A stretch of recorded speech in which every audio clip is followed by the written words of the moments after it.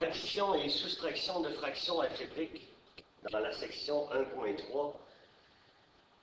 Pour additionner ou soustraire des fractions algébriques, ça nous prend un dénominateur commun. Donc la première chose qu'on va faire, c'est de factoriser nos dénominateurs afin de trouver le plus facile. Comme ici, on a 6. Je pourrais décomposer en 2 fois 3.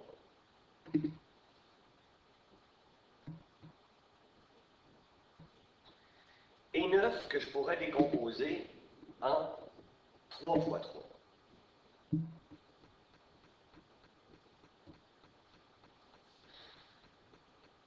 Avant toute chose, il faut sortir les restrictions. Fait que les restrictions, ça veut dire on ne veut pas avoir un 0 au dénominateur. Alors, pour quelle valeur de x ici, on aurait 0? Ben, dans la première fraction, tout comme la deuxième, c'est si x vaut 0. Parce que si x vaut 0, ça fera 2 fois 3 fois 0, ça fera 0. Et une division par 0, en mathématiques, on ne veut pas avoir ça.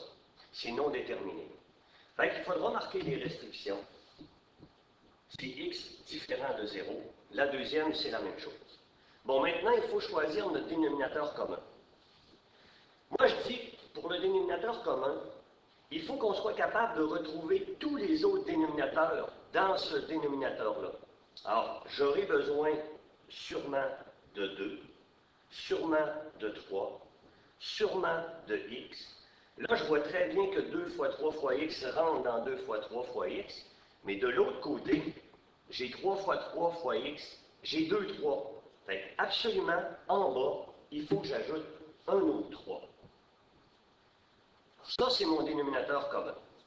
Maintenant, je vais me dire, qu'est-ce qui manque au premier dénominateur, 2 fois 3 fois x, pour être comme le dénominateur commun? Alors, il va manquer un 3. Je vais ajouter un 3 en bas, mais si je le fais en bas, je le fais en haut pour ne pas changer la valeur de l'équation, de l'expression, pardon. Deuxième dénominateur, j'ai 3 fois 3 fois x. Il me manque quoi pour être comme 3 fois 2 fois 3 fois x? Il me manque le 2. Alors, on va ajouter le 2 en bas et on ajoute aussi le 2 en haut.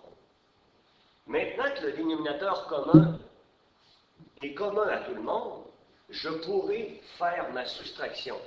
Bien entendu, il faut respecter les priorités des opérations. Je devrais donc distribuer mon 3 dans la première parenthèse, ce qui va me donner 6x plus 3.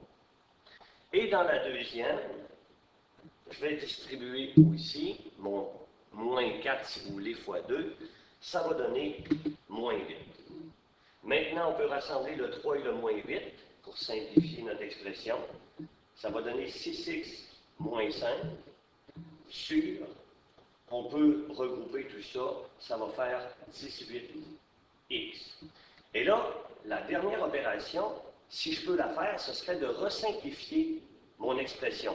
Mais on se rend compte ici que 6x moins 5, qui est un binôme, on ne peut rien simplifier avec le bas 18x. Donc, ma réponse finale, ce sera 6x moins 5 sur 18x.